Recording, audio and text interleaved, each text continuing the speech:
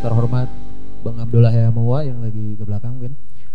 Selanjutnya yang terhormat Kang Saiful Rahman selaku Ketua DKM Masjid Imaduddin. Nah mungkin dari buku yang bisa, nah ininya sudah datang. Oke. Jadi gini Bang, nah kita jadinya bisa tahu terkait misalnya setelah menyelami daripada buku yang Abang tulis ini, terkait misalnya Masyumi itu terkait fokus pada politik, pendidikan, dan ekonomi, serta tokoh-tokoh dari Masyuminya sendiri bisa ditelaah lewat fungsi yang dijabarkan tadi, yaitu komandan, manajer, dan pelayan. Karena mungkin dari pemimpin juga dari istilah Belanda, Leiden is Leiden gitu kan. Nah, dan kita juga bisa menyelami terkait misalnya suri tauladan yang memang Kang Abdullah Hamahua ini dididik dari kecil oleh seorang ayah yang misalnya saat misalnya bolos juga saat mengaji diikat di sebuah pohon gitu sampai digigit lewat semut.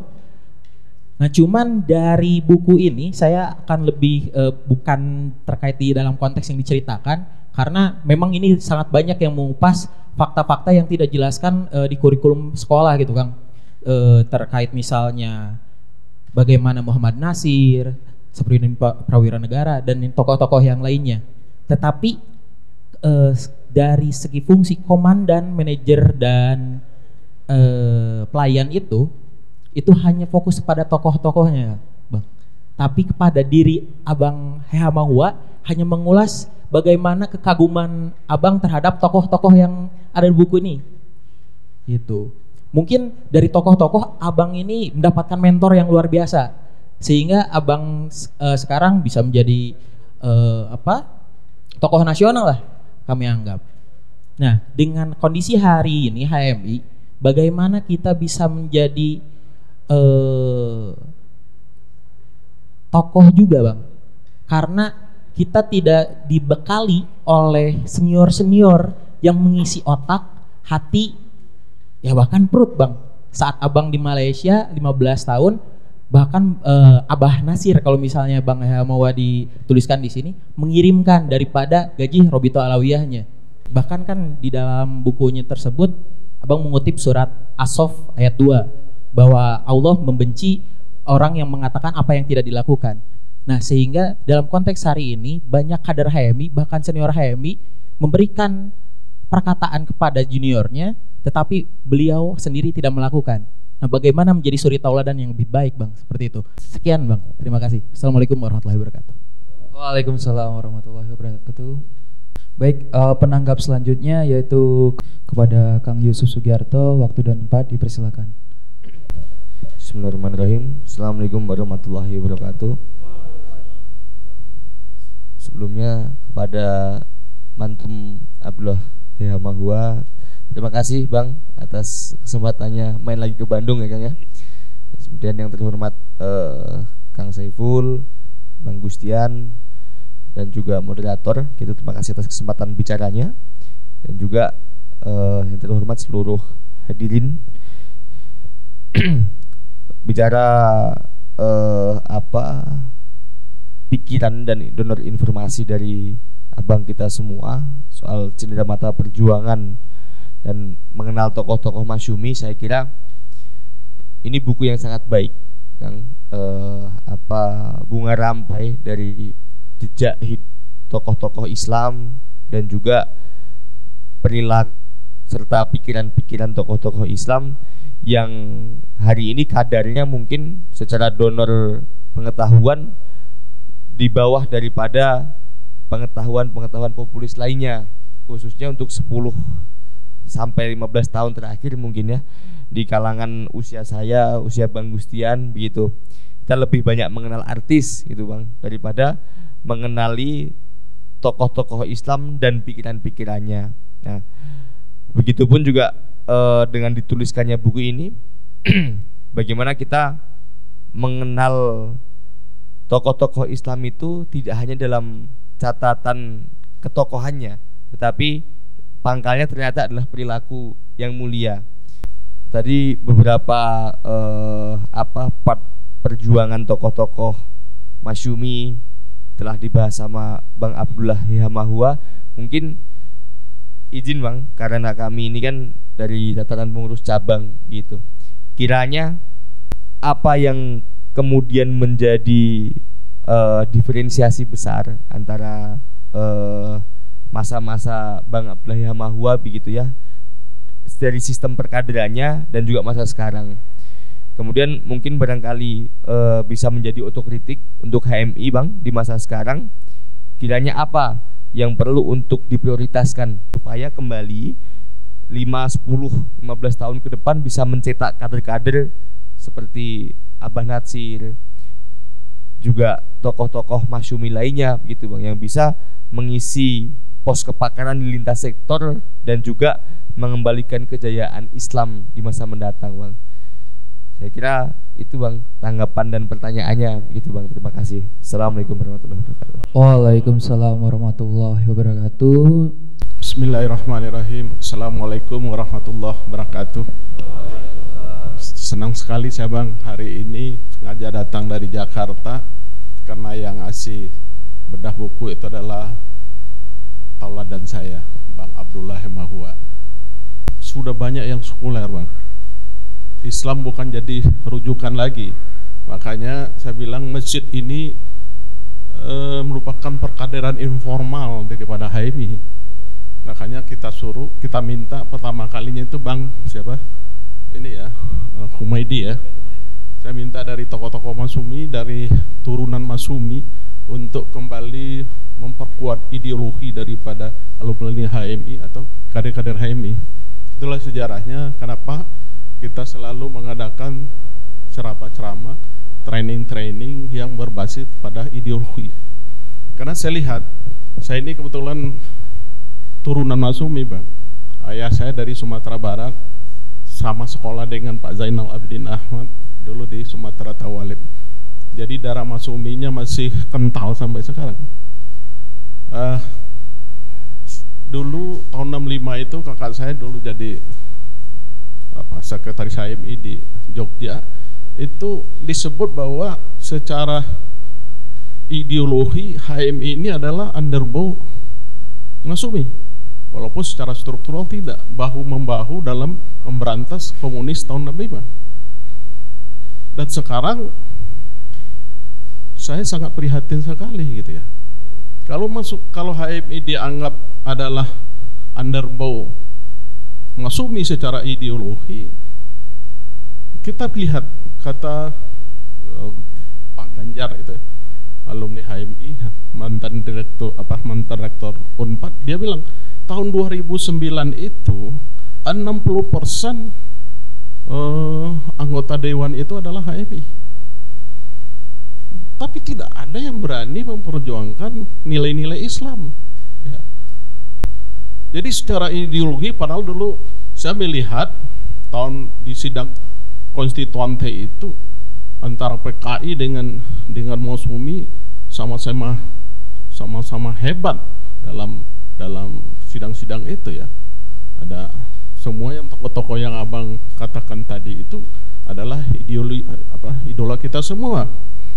Tapi mungkin kelemahan dulu dari Pak Burhanuddin Harahap sebagai Menteri Pertahanan, dia kurang mempersiapkan kader-kadernya untuk berkiprah di TNI, sehingga akhirnya TNI banyak dikuasai oleh orang-orang nasionalis dan sekuler.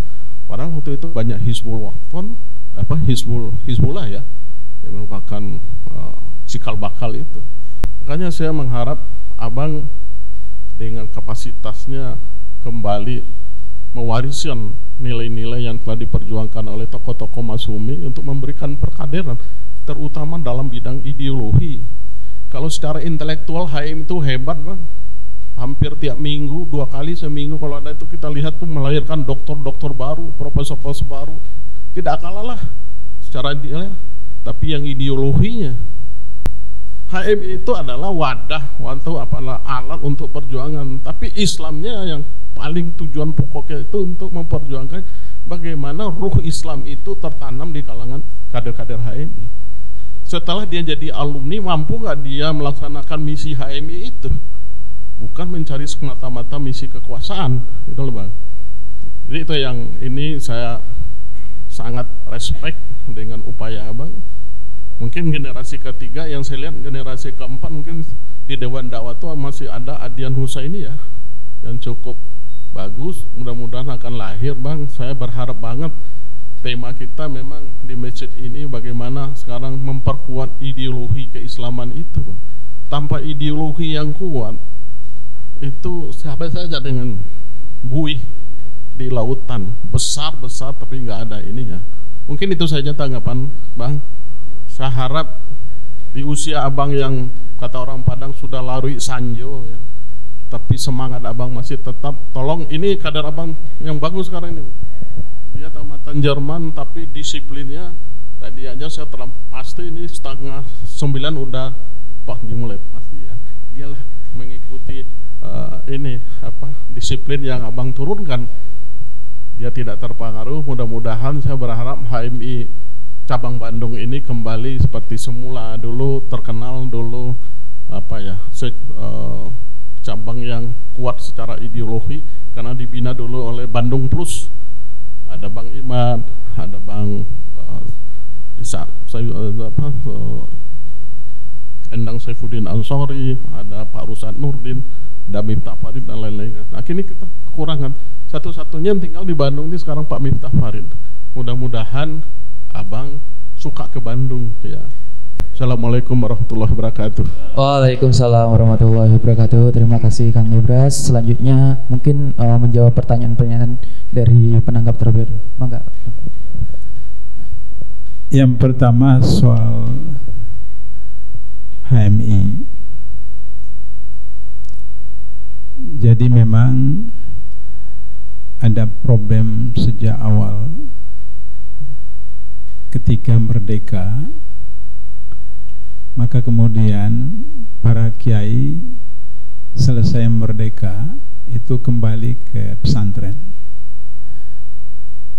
maka pemerintahan dikelola oleh pemimpin-pemimpin yang sekuler. Itu yang pertama. Yang kedua, terjadi sekularisasi pendidikan. Sekularisasi pendidikan itu dimulai dengan ada IAIN dan ada universitas. Itu sekularisasi pendidikan. Jadi ketika ada ibtidaiyah, sanawiyah, aliyah sampai IAIN, ada SD sampai universitas, itu adalah proses sekularisasi pendidikan. Seharusnya satu saja. Satu itu kemudian di beberapa tempat di Jakarta, di Tasikmalaya ada satu pesantren. Kalau di Malaysia ada namanya sekolah integritas. Jadi dari ibtidai sampai ke atas itu kurikulumnya itu bukan 60-40 atau 50-50, tidak. Kurikulumnya 100-100. Jadi kenapa saya rekomendasikan pendidikan nasional menjadi prioritas? Karena dari 1.351 orang yang ditangkap KPK sekarang dari 2004 sampai sekarang, belum termasuk Menko Info ya, 1.351 itu bulan lalu, itu 86% sarjana. Ada S1, ada S2, ada S3, ada profesor. Mayoritas hasil survei KPK itu adalah S2. Itu baru yang KPK, belum yang di Kejaksaan Kepolisian seperti itu. Berarti secara statistik pendidikan nasional kita melahirkan koruptor. Karena kurikulum yang diberikan itu memang sejak awal sudah parsial, secara parsial. Sehingga akhirnya apa yang terjadi? Orang Kementerian Agama dari ibtidaiyah sampai IAIN itu tidak bisa jadi pejabat publik, tidak bisa jadi kaya, dan tidak boleh korupsi, tidak boleh melakukan pelanggaran karena IAIN. Sementara yang bukan IAIN itu bisa korupsi, bisa apa, karena dia bukan agama, dan bisa jadi pejabat publik dan seterusnya. Ini kan berbahaya sekali. Ibnu Haytham, pencipta ini kacamata, kemudian teleskop, tahun 1000 miladia, itu sudah hatam Quran waktu TK, usia TK. Ibnu Haytham.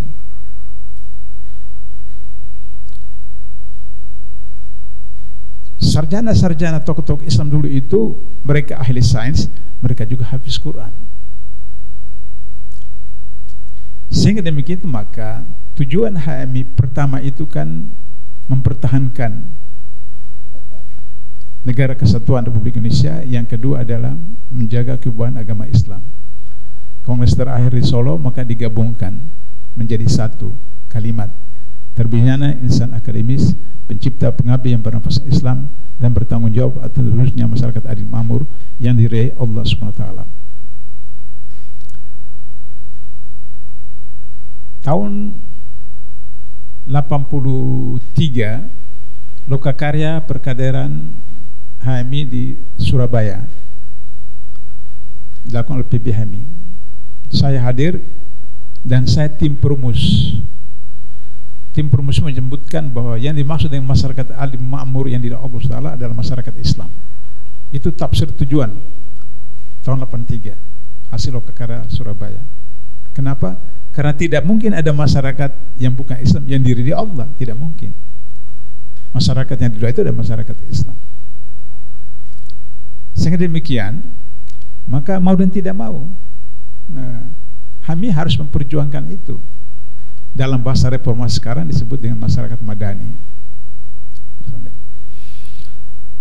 Perkaderan HMI pada zaman saya itu ditekankan pada organisasi, militansi. Saya tanya dalam buku itu, saya tanya Pak Nursal, Ketua PB HMI, kenapa dulu digunakan istilah basic training? Jadi waktu saya itu basic training, intermediate training, advanced training. Karena pertama itu belajar dari Amerika. Jadi beberapa PB HMI berangkat ke Amerika belajar, kemudian mengadakan training yang dengan urutan basic training, intermediate training, advanced training. Saya bilang, kenapa tidak ke Mesir atau ke Arab Saudi? Kata Pak Nursal, ke Amerika saja sudah dipelototi, apalagi ke Timur Tengah seperti itu.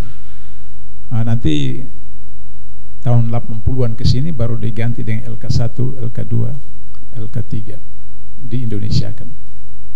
Kenapa menggunakan training? Training itu kan bahasa militer. Bahasa militer. Karena waktu itu kami menghadapi PKI yang organisasinya adalah CGMI, kemudian PNI dengan GMNI, PNI ASU dan GMNI. Sehingga memang kader-kader kami waktu itu dilatih untuk menjadi organisatoris, menjadi orator, menjadi itu. Karena itu kalau orang kami bicara satu hari juga bisa. Ya. Jadi jangan kasih mic kepada orang HMI. Itu kalau moderatornya seperti ini, wah susah. Karena memang dilatih untuk menghadapi CGMI. Karena itu maka Dewan-Dewan Mahasiswa, Senat Mahasiswa dulu itu berebut dengan CGMI dengan GMNI. Saya ketika Sekjen PB HMI datang ke UNPAD, pemilihan Senat. Kemudian rapat. Sudah selesai baru saya diberitahu bahwa pemilihan kita menang. Kami menang setelah itu. Saya tanya, kenapa, bagaimana caranya? Satu orang anggota yang tidak memilih kami itu dikurung dalam WC. Dikurung dalam WC. Sampai sudah selesai pemilihan voting, sudah selesai hitung, baru dilepaskan.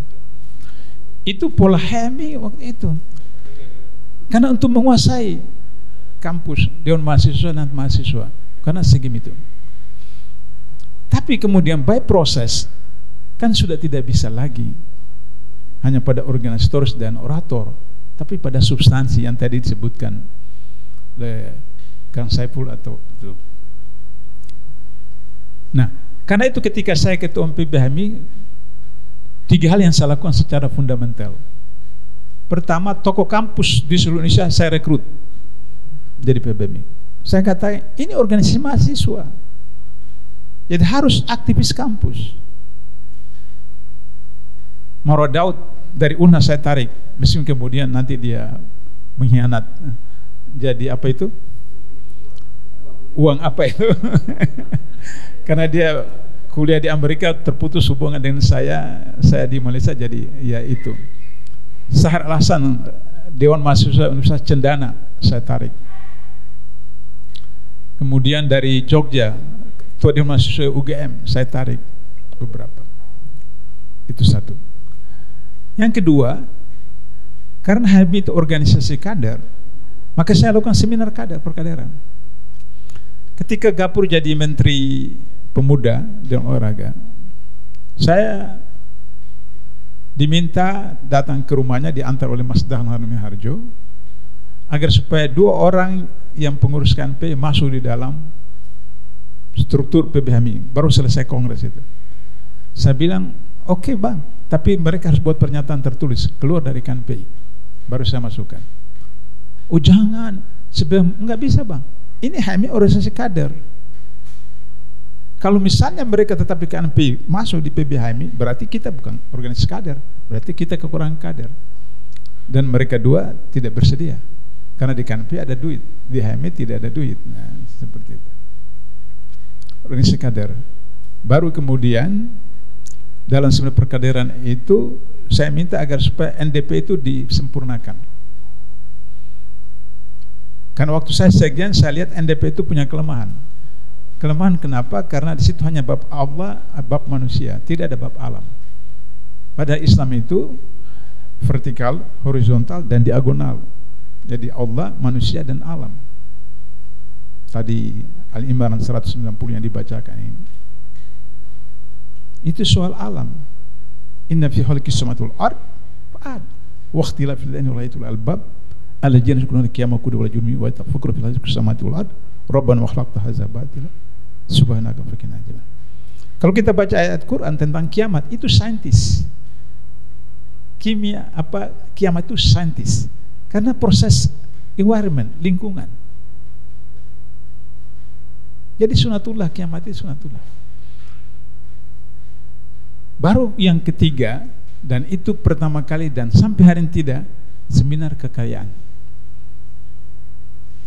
Saya lakukan seminar kekayaan secara nasional karena saya belajar dari sejarah Masyumi.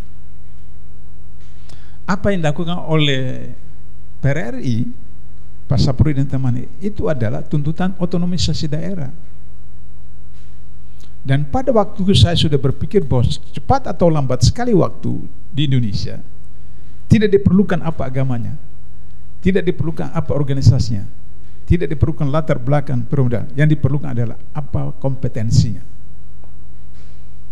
apa kompetensinya, apa profesinya. Itu sehingga begitu maka cepat atau lambat akan terjadi otonomisasi daerah yang diperjuangkan oleh Masyumi tahun 59-60. Nah, maka lahirlah reformasi otonomisasi daerah.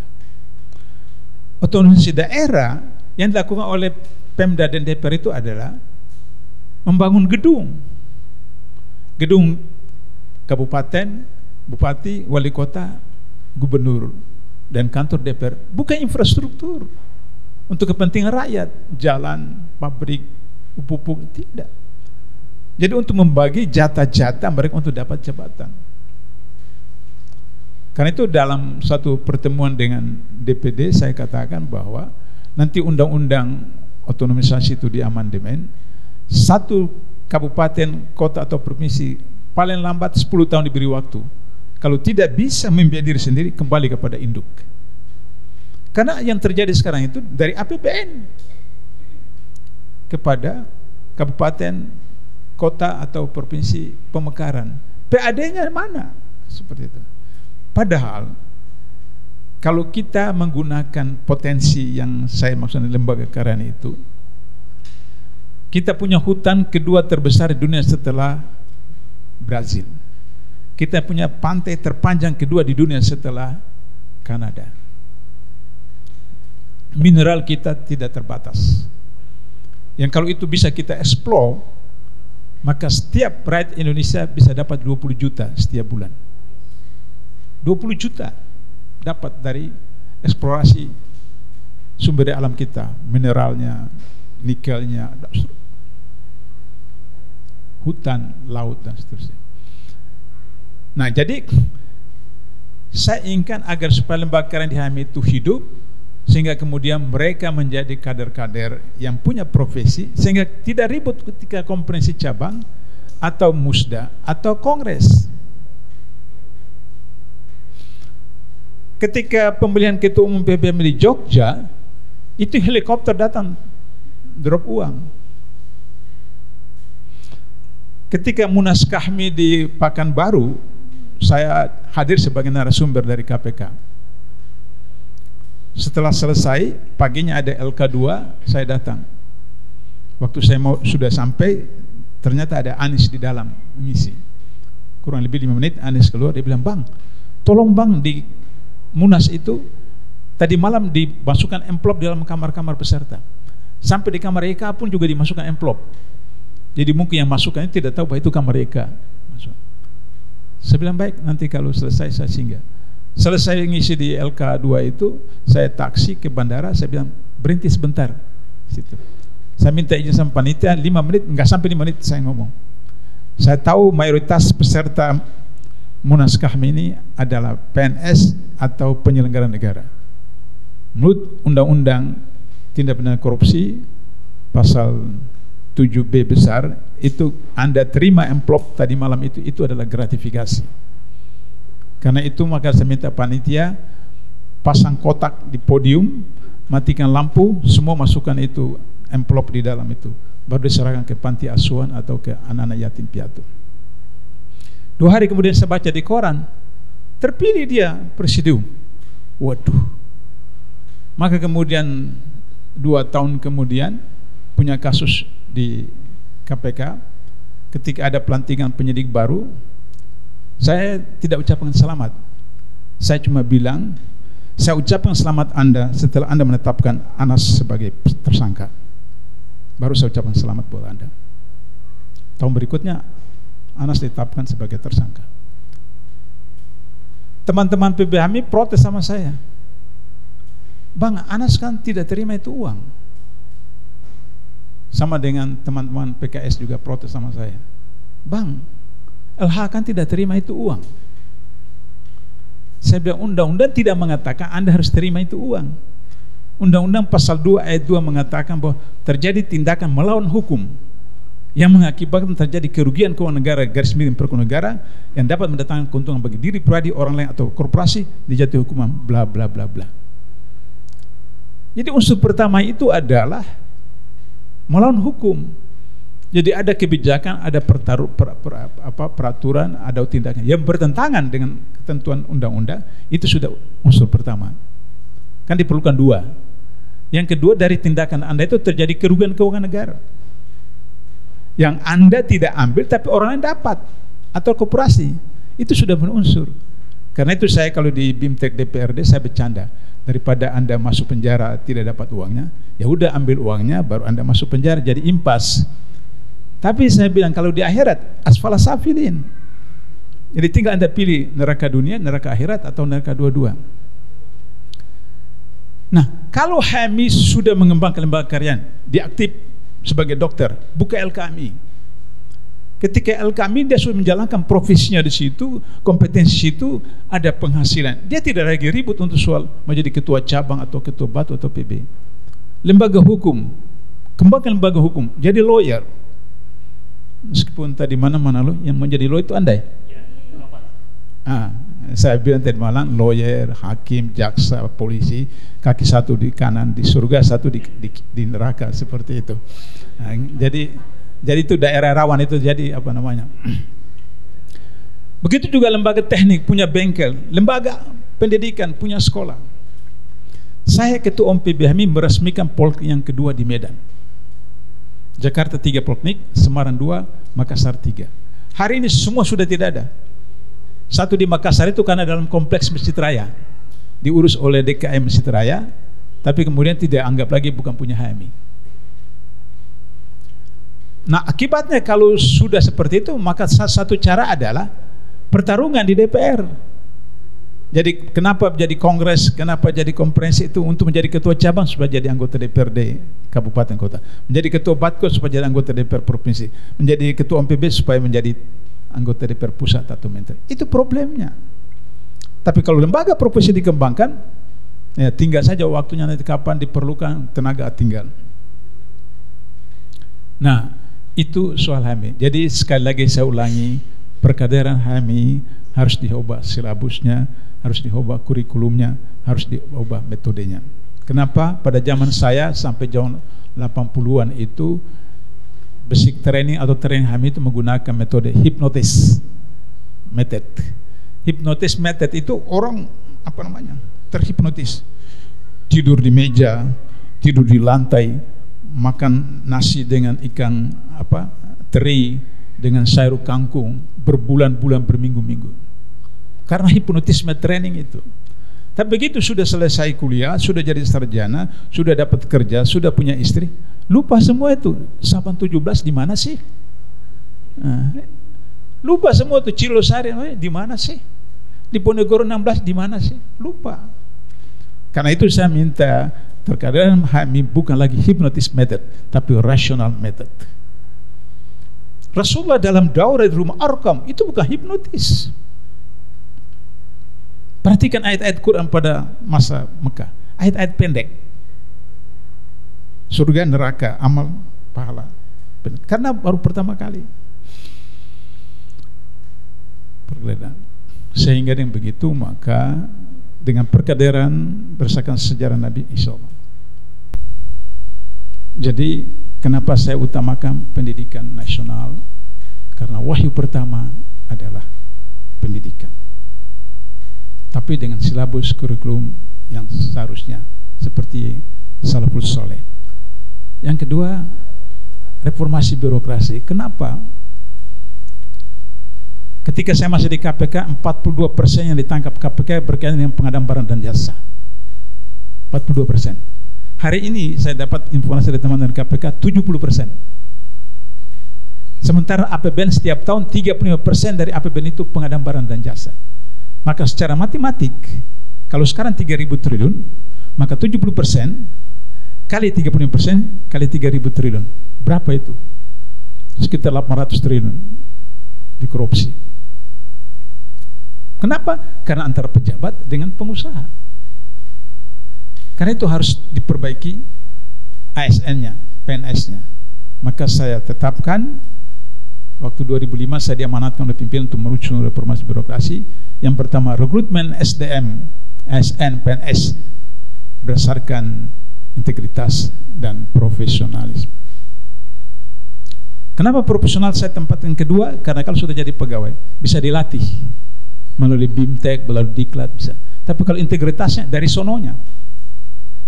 Saya membuktikan 2004 KPK rekrut penyidik baru pertama 2004. Ketentuan di KPK integritas itu nilai 1 sampai 5. Maka syaratnya minimal 4 baru lulus. Seorang penyidik KPK itu nilai integritasnya 3,9. Beda cuma 0,1. Seharusnya tidak lulus. Tapi karena perlu penyidik, karena sudah ada kasus mulai ditangani, kasus Gubernur Aceh. Kemudian kata pimpinan satu bilang, nanti kita perbaiki dalam. Hanya 2 tahun kemudian kasus di Bandung ditangkap oleh teman-temannya sendiri. Beda 0,1 saja bermasalah. Jadi integritas baru profesional. Baru yang kedua, remunerasi yang menyejahterakan. Jadi bukan kuantitasnya, tapi sejahteranya itu. Yang ketiga, fungsionalisasi IT. Dan yang keempat, pengolahan sumber daya alam berdasarkan Undang-Undang 45 yang asli. Kalau itu, insya Allah 2045 bisa masyarakat madani. Dan usul dari Kang Saiful tadi saya setuju untuk dilakukan lembaga kajian itu dan bisa melakukan dalam pekanan, jumatan atau bulanan dengan mendatangkan beberapa pakar-pakar di bidang masing-masing bidang. Saya kira itu. Terima kasih.